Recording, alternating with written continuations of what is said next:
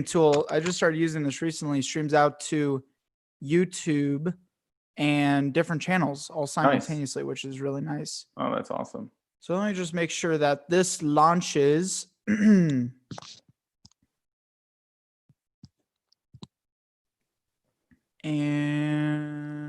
that is up.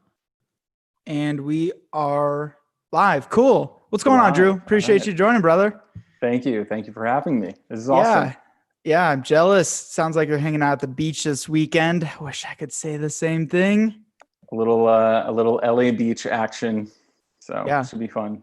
Yeah, that's awesome. It's got to be interesting growing up in California and being a native and being there this whole time. A lot of people are migrants there. Same with Colorado. A lot of people move here, but is there a lot of natives in California for the most part? I'm a very rare breed. I found that at every place I've ever worked, most people are shocked when I say, I grew up in Tarzana. And then actually they're more shocked when I say I went to Ithaca College, which is back east, upstate New York. So that's actually the more shocking part of it. Wait, you grew up in LA and yet you went to Ithaca, New York. But so LA native, Ithaca College, came back obviously to LA and have stayed here since. Yeah, definitely. Oh, it's good you got the experience of both coasts. I think it's probably contributed a lot to your perspective on the world, Yes. So much more cultured, I guess you could say. Yeah, right? Yeah. Well, cool, man. On that note, as a quick way to get started, give everyone just a high-level 60-second synopsis on your background and kind of your professional path that's led you to where you're at today. Yeah, well, Ithaca is probably the best segue. After I left LA, went to college upstate New York, Ithaca, New York, graduated with a film degree from Ithaca College's Roy H. Park School of Communications. That's a mouthful. And, it's funny because you think film school, USC, University of Miami, many other places, not that I didn't apply, I did. But Ithaca was very different in how they approached film. It was a lot more, I guess you could say, experimental. It was a little more indie. It didn't focus as much on the maybe the big commercial Hollywood type production. Sure, we understood it, but I think I have a cousin who's at USC Film School right now, and they are very much immersed in the commercial production, and that was something that I really wanted when I went to film school. We didn't have it there, but what we did have was just great teachers, a great writing program. I also minored in writing. It was a great writing program. And so, there were other skills and there was more to the craft, I think, than just let's go make some big, at that point, $10,000, commercial budget type student film. It was a lot more, mirrors and fake blood. I'm kidding. But it was a lot more indie. And that was a good experience because then when I came back out here to LA, to actually work in the industry, I just had a different viewpoint. But I started working as a production assistant in Los Angeles on different movies and TV shows. Then I became an assistant to a director. That was a very long, interesting, great experience, the good and the bad, but that was a year and a half. And really during that time, I was pursuing my own writing career in film and entertainment. But then I started doing spec commercials, and that was actually how I got into advertising.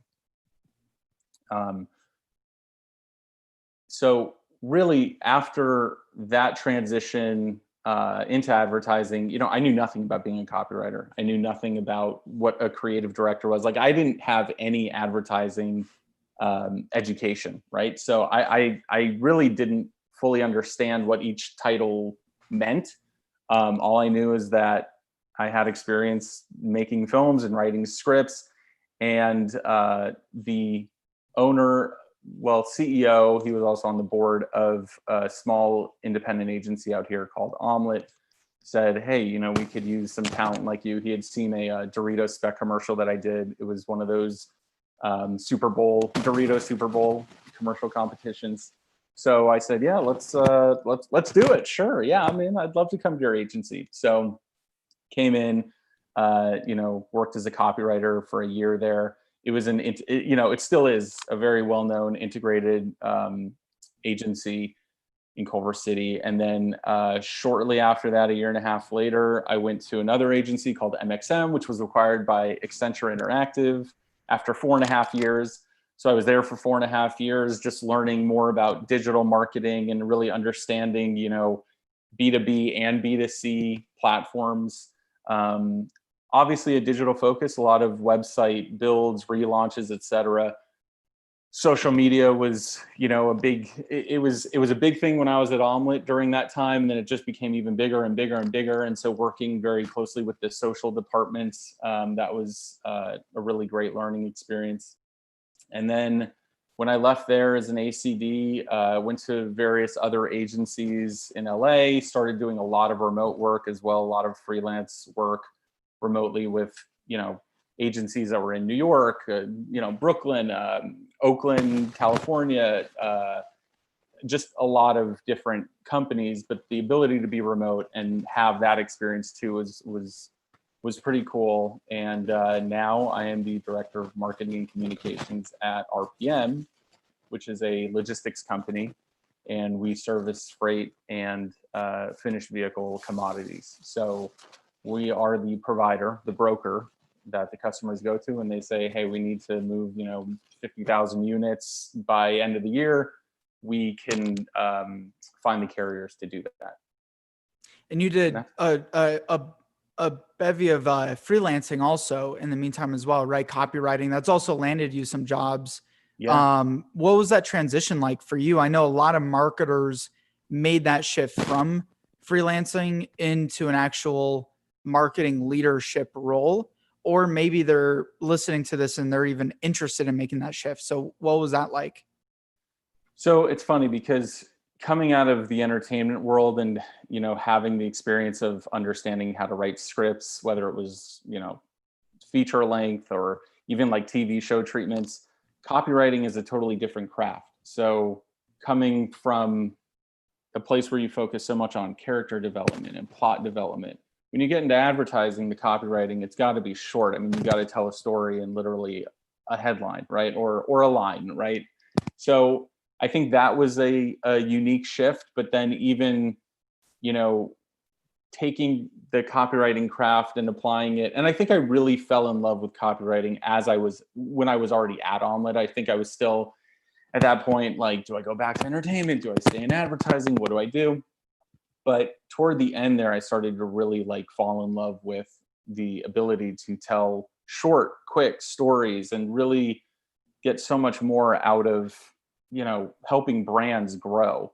And that was very gratifying. And also you're getting paid to write. I mean, in Hollywood, everything's on spec. Like, yeah, write a few feature length scripts and we'll get back to you. In advertising, you have the weekend to knock this out and you'll get paid at the end of the 2-week period, right? So I think that in itself is very different. But copywriting, there are so many different styles across so many different vertical markets, right? So in entertainment, there's such a focus on headlines that match up with great key art or, that are very focused on social.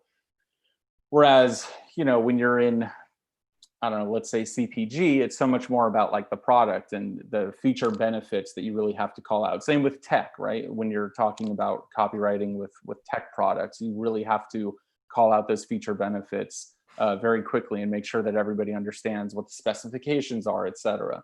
And then it gets even more difficult in pharma because anything you say can and will be held against you. No, I'm just kidding. But, there are a lot of issues with not saying the right thing. I mean, the misplacement or lack of an Oxford comma could literally be a lawsuit, right? So that's a lot more prescriptive. It's not as pie in the sky, come up with big ideas. It's a lot more just you have to stay focused on exactly what you need to say.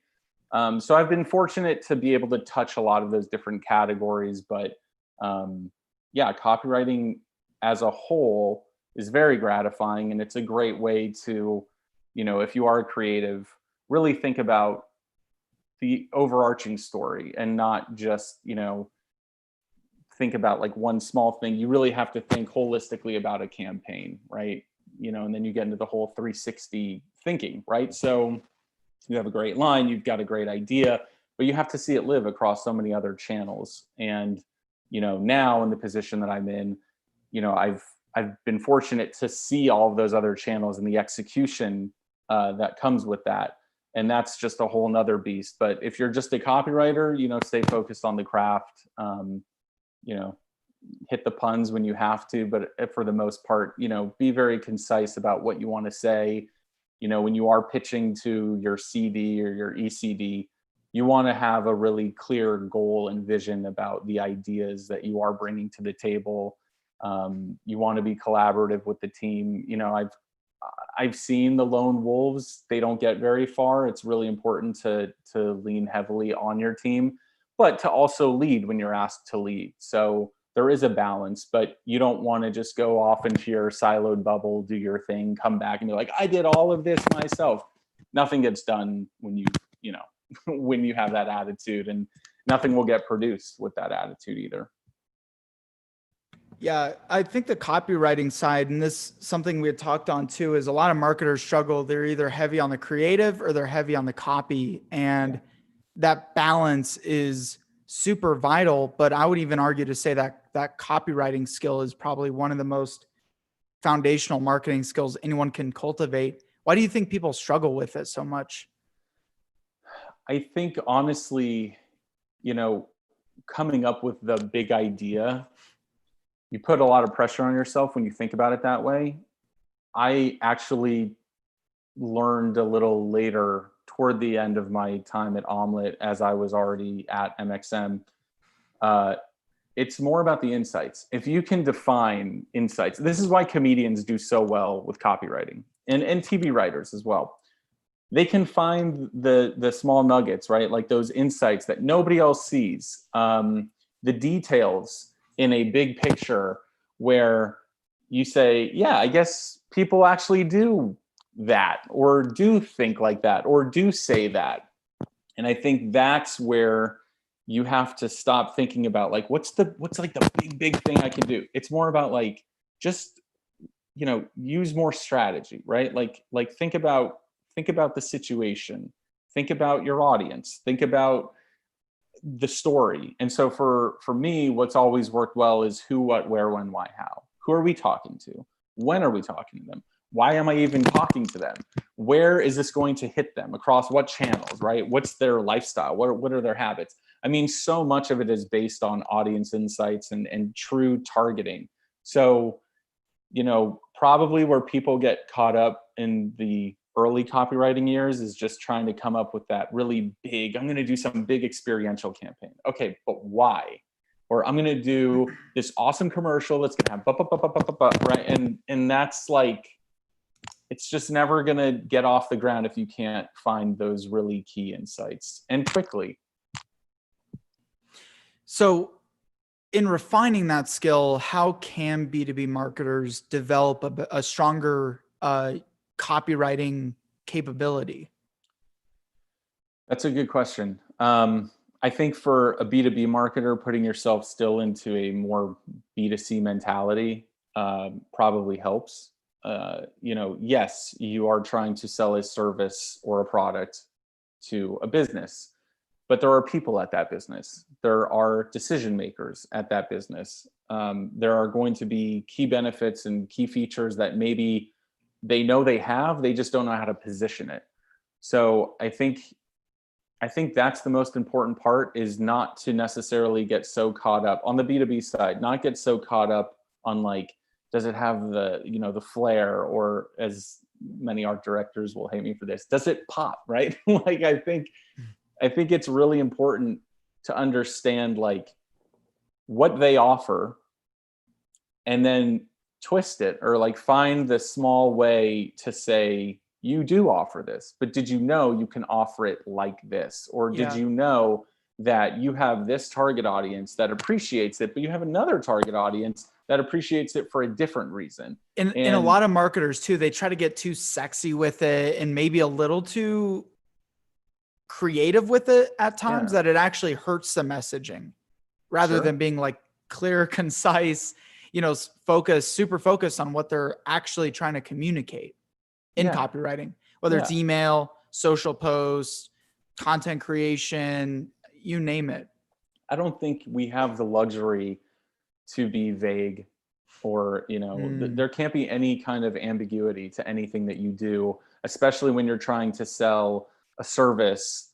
I'll just say, like, a service to another business that understands already why they want your service. So you just got to be really clear about what you're offering.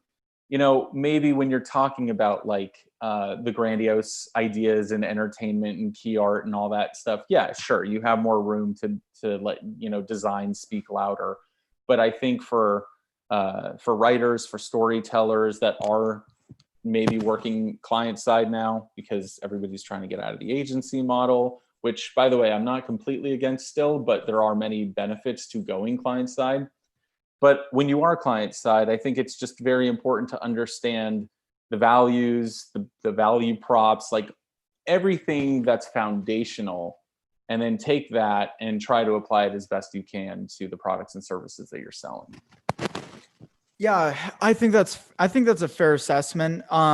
So when you stepped into RPM, what were some of the initial areas you identified that maybe they're behind times in their marketing, and some of the ways that you've been able to, innovate and catch them up to more modern marketing? So I was lucky to go into that situation because RPM already had plenty of awards, had a pretty stellar reputation within the logistics space. The whole leadership team is just so knowledgeable and has years of experience. And then, you have a few of us on the marketing side who came in and were trying to learn on the fly. But one thing that they did identify very quickly, and it helped us, was they felt that they needed a brand refresh. They felt that they needed to really create marketing materials and messaging that was going to, basically create more brand recall, right? Like, you want your clients to immediately say, they do XYZ. And I think that that was something where many clients already knew roughly who RPM was and what RPM did.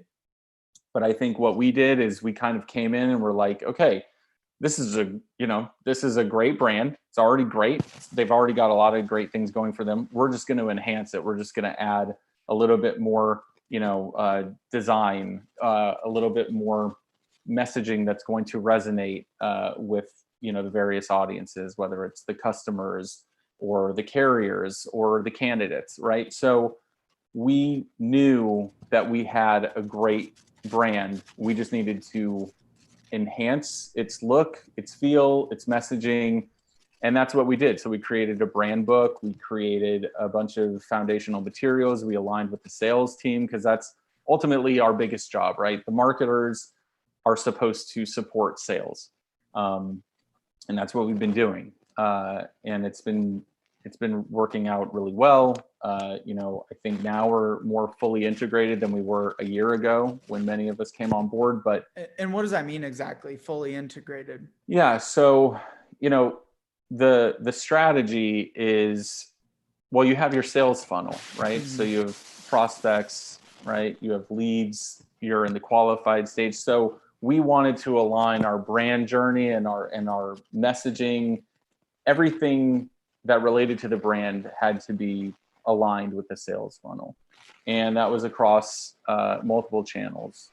And unfortunately, due to COVID-19, some of the omni-channel planning we had didn't fully, manifest and come to life, to fruition. But at the same time, we've been very focused now on our email marketing. And that's such a huge, huge part, right? We have great salespeople who are so good in person and being able to speak on the phone and say everything that we offer. But you also have to realize, like, now is not a time to be shaking people's hands in person, right? Although hopefully that changes. And so for us, our job is to shake 1 million hands as fast as we can, but also in a way that really tells them who we are, what we do, and why they want to work with us. We're very unique in that we're non-asset based. So we're very flexible. We're very agile. we can stabilize the market during very volatile times, such as this one. So we have many unique value props, really, but we have many unique benefits that we offer. And so again, even that too, right? Like when we came on board, we wanted to really hone in on like, what are the key elements that we do? And so for a copywriter, it's my job to make sure that everything is aligned, right? Like whatever we say on social, in the pitch decks, in our sales decks, emails, et cetera, right? Everything's got to be aligned. We have to all be on the same page in lockstep. And that's, that's a heavy lift for really any marketer, but specifically for writers. Yeah. So you mentioned in the brand refresh process, a brand book. And I thought that was really interesting. Like you literally showed me what it was. What led you to that idea? How did you implement that idea? And what's been the value of that for you as a marketer?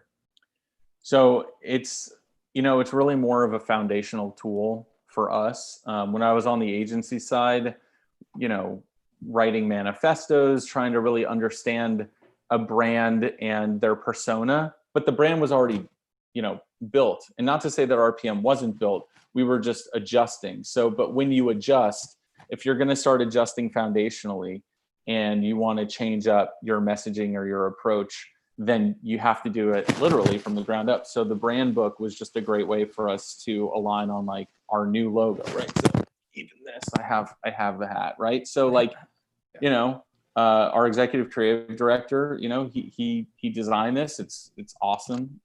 There's a whole bunch of merch that we did, but like even that, right? Like, so. Yeah. By the way, I think I'm getting your microphone feedback on your end. Oh, sorry. Just Probably rubbing up wherever the thing is. I was like, it wasn't bad. It wasn't bad. And now I'm starting to catch on to it. You're good. So from really the beginning, we knew that the brand book would just help us, with not only internally understanding who we are, what we look like, how we sound, what we stand for, but then also we knew that would resonate externally with our messaging and our tone and persona. That's really, for the customers to see and for the candidates to say, yeah, like that's who we are. That's what we do. So everybody got a brand book, and it's a 75-page brand book. It was awesome. It was a great, experience to actually create that. And you actually went, this is something to highlight too, when we talked about this, was literally to each department to acquire the messaging there. Do you want to chat on, or just touch on that a little bit? So, whether it was HR, accounting, sales, the carrier team, I mean, literally across all departments, we wanted to make sure that everybody knew where we were and where we were going, and the vision that pretty much remained the same.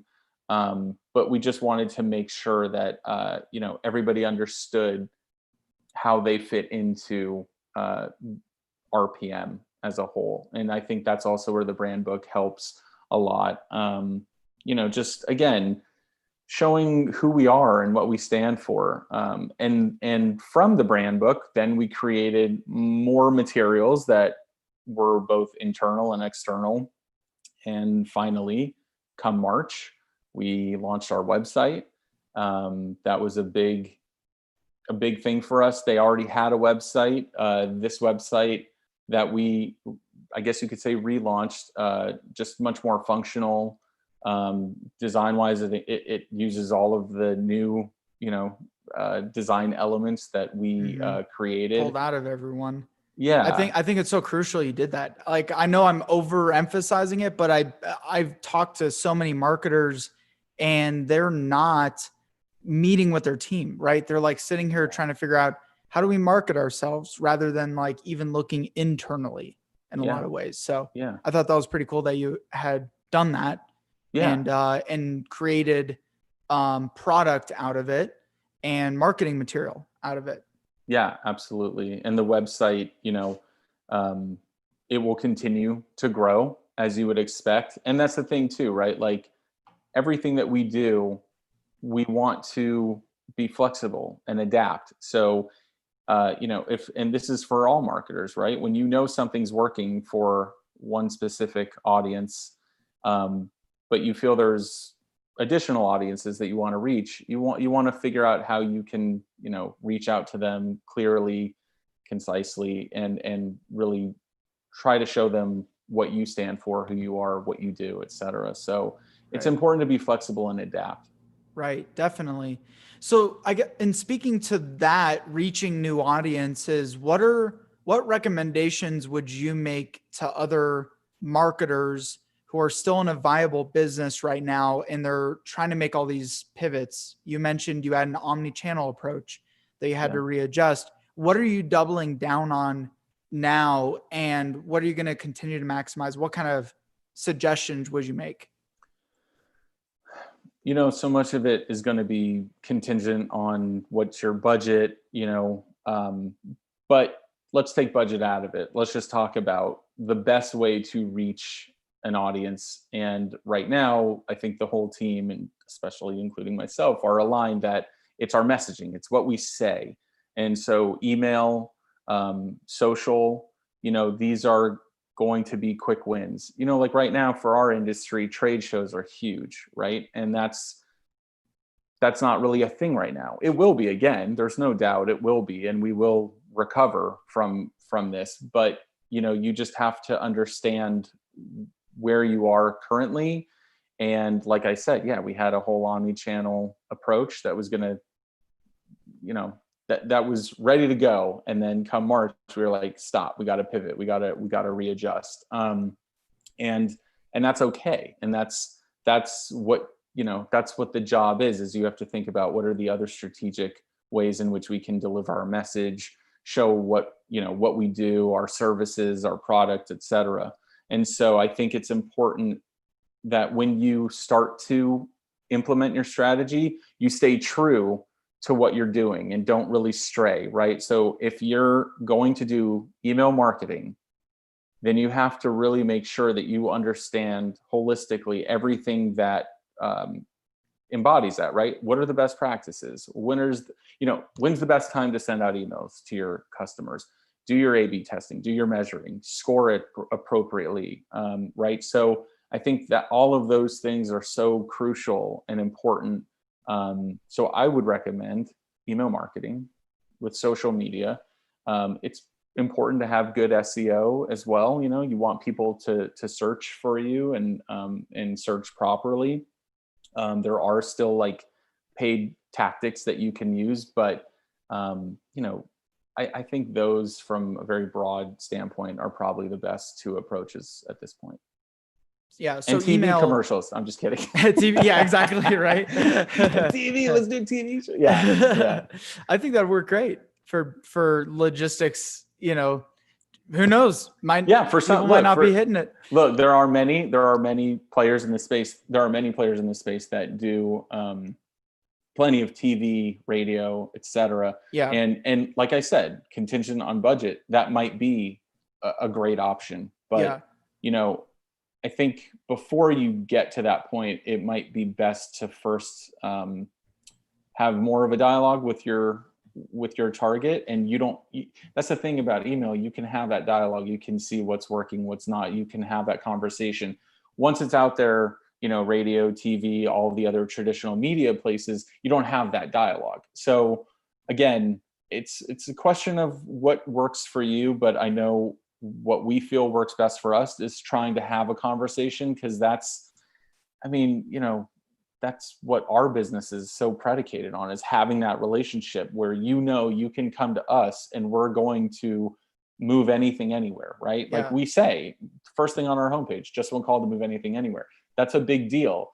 So we want to make sure though that comes through. And again, that's why email marketing is probably the best place to start.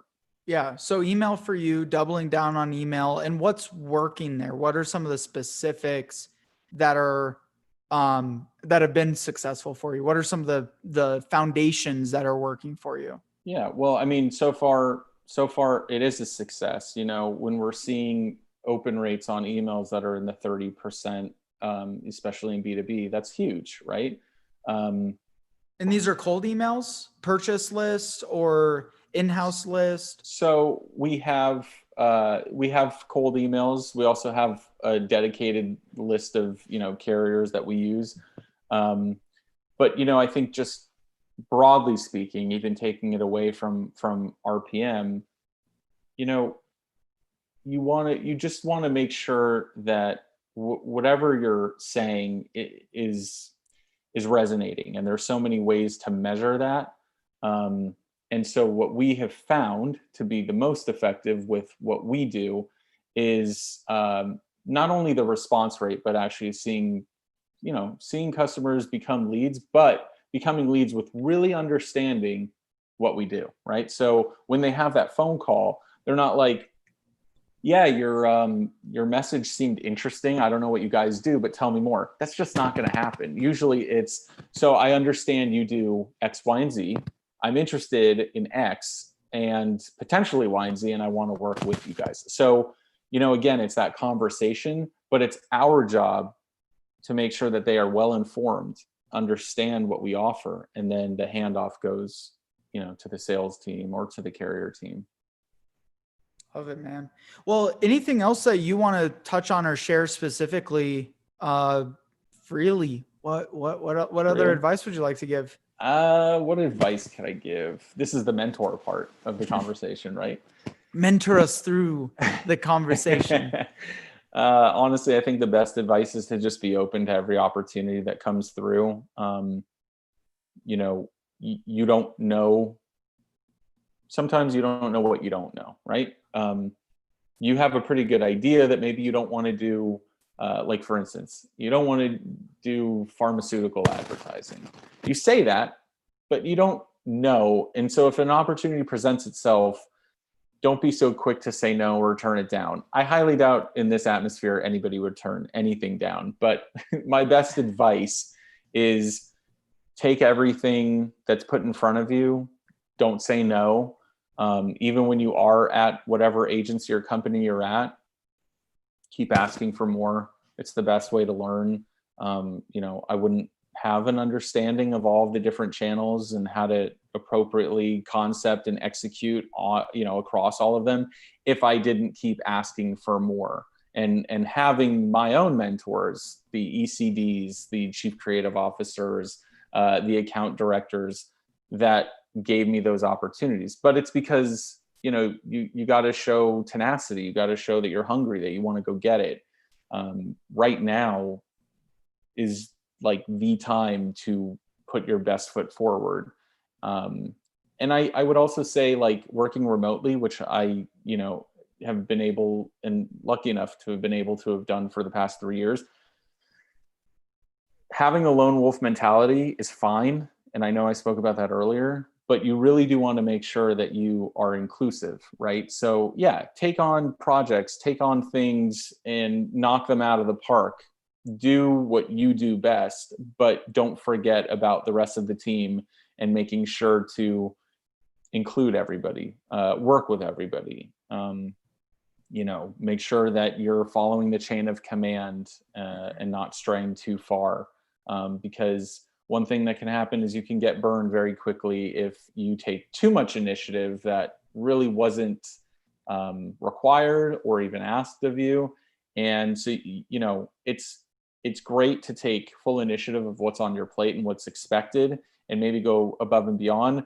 But if you go too far above and beyond, that can spell disaster. So those are my 2 pieces of advice. I like it. I think that's great advice, and can't thank you enough for sharing. Really grateful for your time. How can people find you, get in contact with you, follow you? Yeah, I'm on LinkedIn. LinkedIn's probably the best. And if you are interested in checking out RPM, rpmmoves.com. But yeah, LinkedIn, let's connect on there. That's where I'm at. Not so much Facebook these days, but LinkedIn's like my new social platform. That's where I go. That's where I go for all the chats, discussions, talking shop. It's where I'm at. Yeah, we wouldn't have this conversation as if it wasn't for Exactly. LinkedIn, you know? Exactly. So cool. Well, make sure you go give this guy a follow. And again, man, thank you so much for your time. Really excited that we got to do this and share with everyone. Those of you listening, don't forget, make sure you subscribe. Make sure you leave a review. Go follow Drew too. And